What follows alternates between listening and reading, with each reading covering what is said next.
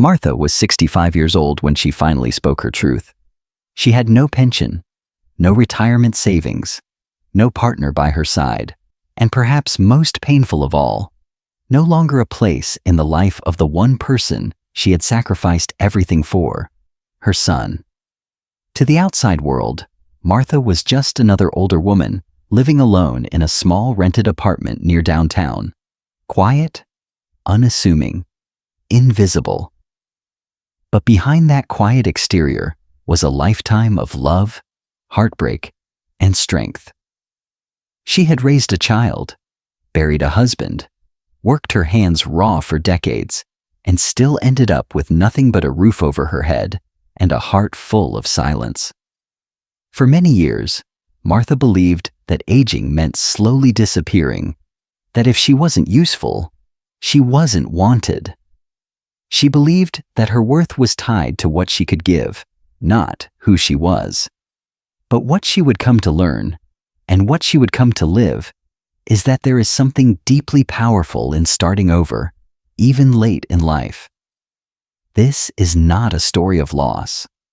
This is the story of how a woman found peace on her own terms, of how she chose herself, not because she was forced to, but because she finally understood she was worth choosing.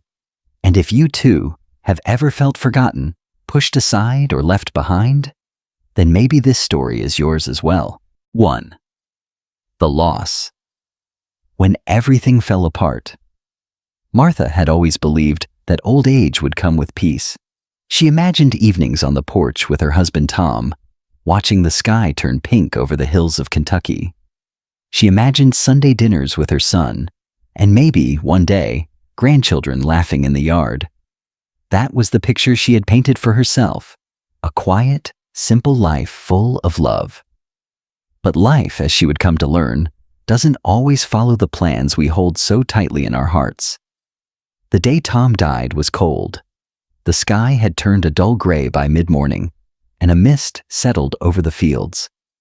Tom left the house before sunrise, just like he always did. He kissed her forehead, poured his coffee into a thermos, and said, "Don't wait up, hun." She never did, but that day, she would have given anything to have waited. The call came around noon. A foreman with a heavy voice told her there had been an accident. A scaffolding collapsed. Tom was gone before the ambulance arrived. There was nothing anyone could have done. At first, she didn't cry. Her hands trembled, but her eyes stayed dry. She hung up the phone and walked back to the kitchen, where a pot of beef stew had been left bubbling on the stove. She turned off the burner, sat at the table, and stared at the floor for what must have been hours. The funeral was a blur. People spoke, hands touched her shoulder, casseroles filled the counter. But Martha felt like she was floating above it all, watching someone else's life fall apart. A week later, the man from the construction company came to her door. He didn't make eye contact when he handed her a check. He said the company didn't carry proper insurance. He said they were barely staying afloat. He said $40,000 was the best they could offer. "If you want to fight it in court, that's your right," he said, not unkindly, but with a tone that made it clear it wouldn't help. "But the money won't be there. It's this or nothing." Martha looked at the check.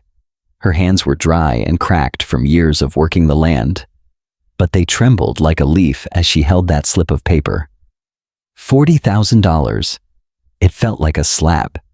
It felt like blood money. Still, she took it. She folded the check and placed it in the back of the drawer where she kept Tom's wallet, his reading glasses, and the watch he had worn every day for 20 years. She didn't tell anyone, not even Jacob. She couldn't bear to say the words aloud, that her husband's life had been reduced to a payout smaller than some people's new cars. Without Tom's income, things got tight. The house wasn't expensive, but bills added up quickly. Heating oil, groceries, property taxes. She stopped buying meat. She stretched every dollar. She picked up mending jobs for neighbors, patched clothes, and sold eggs from the coop. Jacob, still in high school, tried to help in his own way. He offered to skip college and get a job right away, but Martha wouldn't hear of it. "Your daddy wanted better for you," she told him. "You'll get there." But deep down, she was afraid. Not just of the bills, not just of being alone, but of fading away quietly, with no one left to carry her story. 2.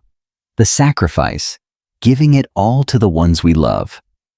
Jacob was always ambitious, even when he didn't quite know what to do with it. After graduation, his test scores weren't good enough for college scholarships, and they couldn't afford tuition on their own. He was restless, full of energy and dreams, and determined to get out of their small town. "I want to go to Chicago," he told her one morning over toast. "There's work out there, mechanic jobs. I can make real money, Mom." Martha's heart sank, but she nodded. She didn't want to hold him back. He was 18, full of fire, and believed in a better future.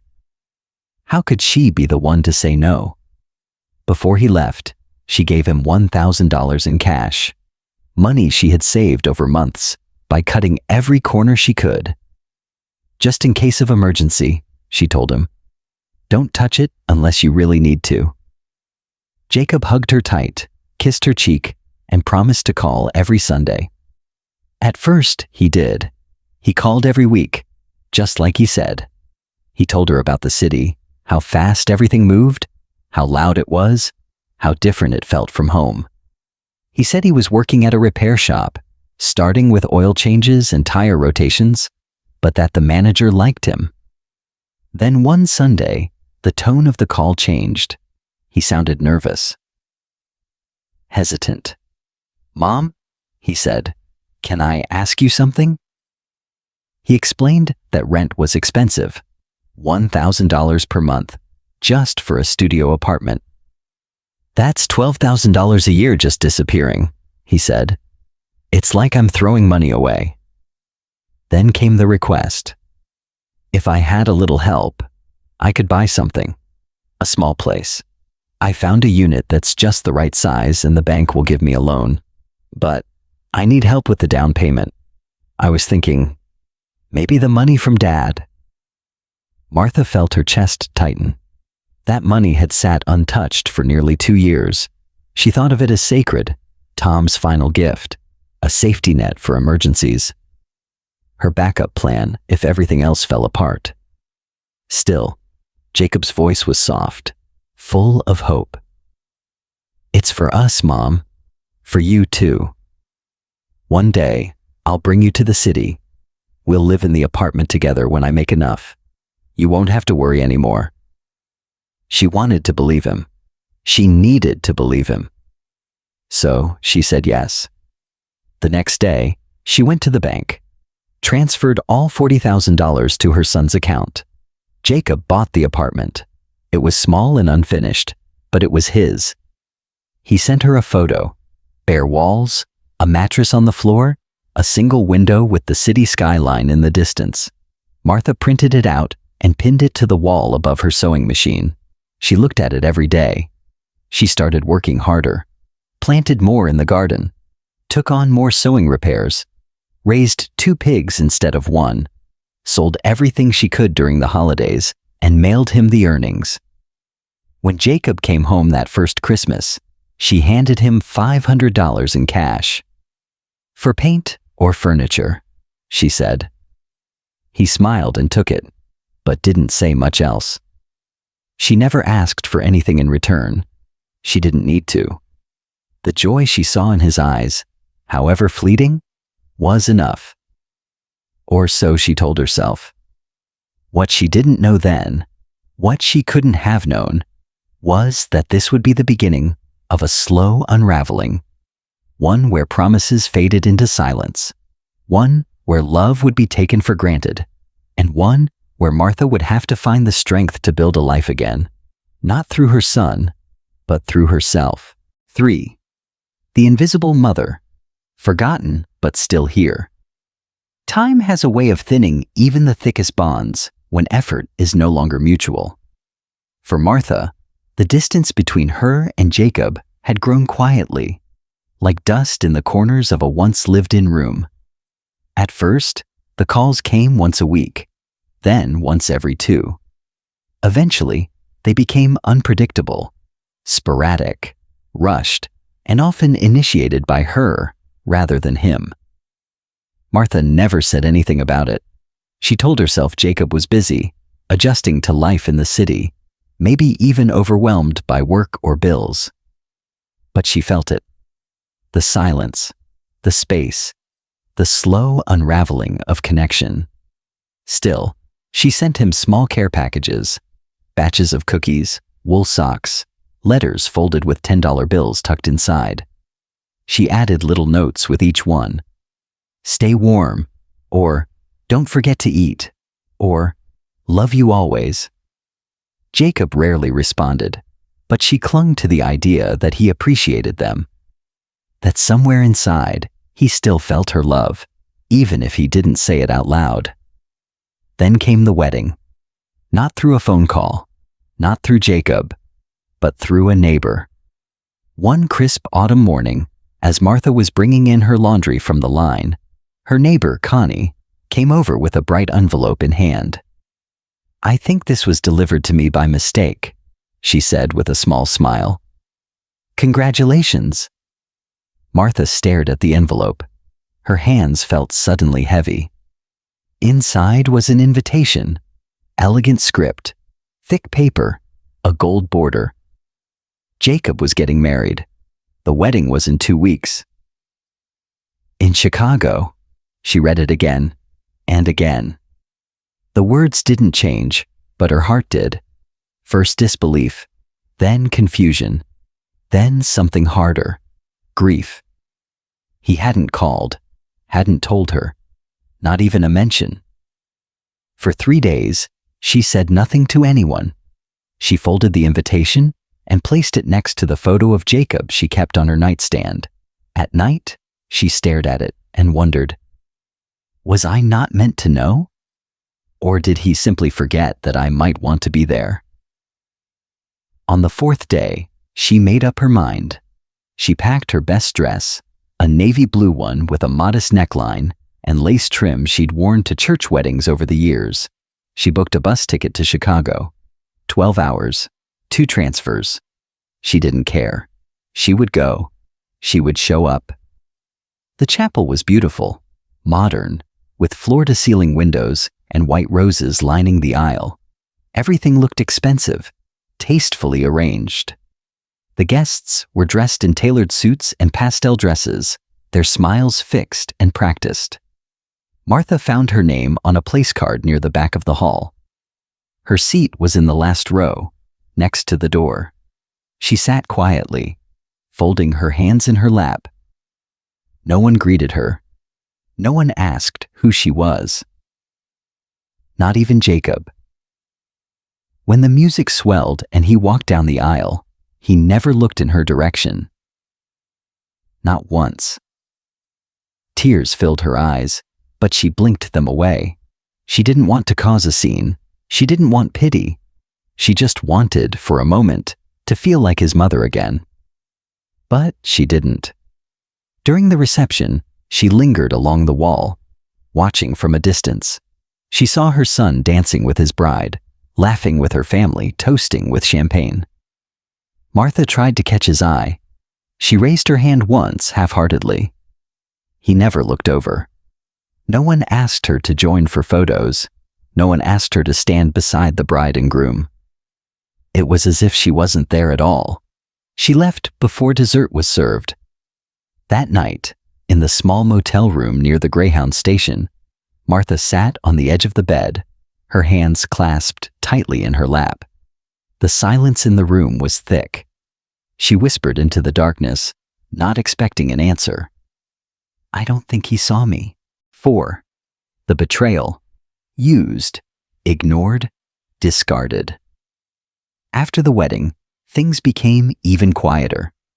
Jacob didn't call. Weeks turned to months. The packages Martha sent were no longer acknowledged. She left voicemails that went unanswered, sent birthday cards without reply. She told herself he was busy starting his new life, adjusting to marriage. But deep down, she knew she was no longer part of the picture. Then, one afternoon, she found out the most painful news of all, not from her son, but from a neighbor down the road. "Jacob's a father now, isn't he?" Connie asked, casually. "Someone mentioned his wife just had a baby girl." Martha felt the wind knocked out of her chest. She hadn't known. There had been no phone call, no text, not even a photo. A granddaughter, her first grandchild, and she hadn't even been told. Hands trembling, she picked up the phone and dialed Jacob's number. It rang 4 times before someone answered. It wasn't him. It was her daughter-in-law. "Oh," she said flatly. "It's you." Martha tried to keep her voice steady. "I just heard about the baby. I didn't know." The reply was sharp. "Well, we've been busy. Jacob has a lot going on. We didn't have time to update everyone." "I would have helped," Martha said softly. "I could have, I don't know, just been there." There was silence. Then the voice on the line shifted tone. "If you really want to help, you can come take care of the baby. We're both working. We need someone during the week." Martha blinked. "I'm not sure I can. I mean, my back isn't what it used to be. I have trouble lifting." The voice cut in. "If you're too old to help, maybe you shouldn't expect anything from us. You want Jacob to take care of you? Then you need to be useful." Those words struck deeper than any silence ever had. Martha stood in the middle of her kitchen, holding the phone like it was burning her hand. Her knuckles turned white. She said nothing more. She hung up. And for a long time, she didn't move. The late afternoon light poured through the window, falling in golden strips across the floor. Outside, birds chirped like any other day. But inside her, something was shifting. Something fundamental. It wasn't just pain anymore. It was clarity. For the first time, she saw things exactly as they were. She had given everything. Her money, her time, her heart, all of it, without question. And now she was nothing but a burden, something to be used when needed, forgotten when not. She sat at the table, the one Tom had built decades ago, and stared out at the empty yard. And there, in the quiet, she made a decision. She would not beg. She would not wait for a phone call that might never come. She had spent a lifetime putting others first. Now, finally, it was time to choose herself. 5. The turning point. The day she chose herself. For days after the call with her daughter-in-law, Martha barely spoke to anyone. She didn't cry. She didn't pace the floor. She didn't shout. She simply stopped. She stopped waiting for the phone to ring. She stopped planning packages she might never send. She stopped checking the mailbox for letters that wouldn't arrive. Instead, she started looking around the house, not at what was in it, but what was missing. Tom was gone. Jacob was gone. The laughter, the warmth, the dinners, the holidays, the quiet joy of a life shared, they were gone too. The house had grown heavy with silence. Every creaking floorboard and ticking clock echoed louder than words. She would wake early, out of habit, but stay in bed because there was no reason to get up. She would walk past the pantry, stocked with jars she had canned for someone who never came home. She would sweep the same spot on the porch out of reflex, even though no one ever walked those steps anymore. Then one morning, something changed. It wasn't dramatic. It didn't arrive like a revelation from the heavens. It came in the form of an ache in her hip as she bent to feed the hens. A simple, familiar pain, but one that whispered a question. If not now, when? She stood up slowly, looked across the yard to the faded barn, and whispered into the morning air, "What am I still waiting for?" No answer came, but she already knew it. Nothing. No one. That afternoon, she opened a clean notepad and began to write. She listed what she owned, what she could sell, what she needed. She called a realtor. She made an appointment at the bank. She searched online for small apartments in nearby towns, places with sidewalks, grocery stores, public libraries, people. It wasn't about running away. It wasn't revenge. It wasn't even about loneliness. It was about something deeper, something she hadn't allowed herself to name in decades. Self-respect. She had always told herself that being a mother meant sacrificing, enduring, giving without expecting anything back. And maybe in many ways, that was true. But now, she was more than just someone's mother. She was still a woman, a whole person. And that person deserved peace. So she sold the farmhouse. She sorted through boxes of old memories, choosing what to keep and what to let go. She wrapped Tom's photo in a soft towel and packed it carefully. She donated clothes, furniture, even the good china she'd been saving for holidays that never came. Then, with everything she owned packed into the back of a borrowed pickup truck, she left. She did not leave bitter. She left free. 6. The Rebirth. Finding peace on her own terms. Martha's new apartment wasn't much. A one-bedroom unit in a modest brick building just outside the city limits. The walls were thin, and the kitchen was barely big enough for 2 people to stand in. But it had sunlight. It had warmth.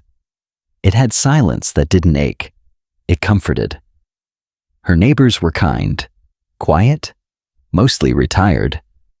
They nodded in the hallway and held doors open. She liked that. She found a job at the local church, helping clean in the early mornings before the congregation arrived. It wasn't glamorous. It paid just enough to cover groceries, utilities, and the occasional cup of coffee at the diner across the street. But the work gave her something she hadn't felt in years: purpose. She would wake before the sun, tie back her hair, put on her comfortable shoes, and walk the 2 blocks to the church with a small radio in her coat pocket. She'd hum along to the oldies, mop the floors, dust the pews, and light a few candles when no one was looking. Sometimes she'd sit quietly in the back pew before she left, not to pray exactly, just to breathe. And for the first time in a long time, that was enough. Her day settled into a gentle rhythm. Grocery runs on Tuesday, laundry on Thursday, letters to herself on Sunday afternoons. She no longer sent anything to Jacob. No more money, no more care packages, no more voicemails she wasn't sure would ever be heard. At first, that silence felt strange. But then it began to feel like strength. She started planting herbs in small pots by the window. She hung a wind chime outside her door. She bought herself flowers from the corner store on Fridays. Every now and then, she would see a mother walking with her child and feel a pang in her chest. Love never disappears, not real love. But she no longer let it rule her. She had done her part. She had given all she could. And now, it was her turn. One evening, as she sat with a cup of chamomile tea in her hands, looking out at the streetlights through her thin curtains, she felt something she hadn't felt in years. Peace. Not the peace that comes from being cared for. The peace that comes from knowing you can care for yourself. She whispered aloud, to no one in particular, "I'm still here, and that's enough." And that was the truth. She had no pension. She had no savings. She had no child waiting to help her.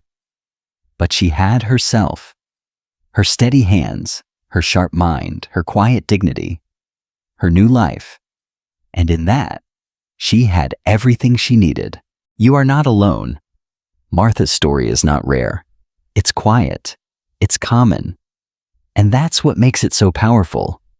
Too many women, after giving their entire lives to others, raising children, caring for husbands, holding families together, find themselves forgotten, overlooked, left to figure out how to survive the years they were told would be restful. But Martha chose something different. She chose herself. And in doing so, she reminded us of a truth we don't hear enough, that even without a pension, without savings, without someone to lean on, you still have worth. You still matter. You still deserve peace. So, if you're listening right now, maybe sitting alone with a cup of tea, maybe feeling like the world has passed you by, please remember this. You are not invisible. You are not broken. You are not a burden. You are a woman with stories, with wisdom, with strength. And it's never too late to choose your own life, on your own terms. You are not alone, and you never were.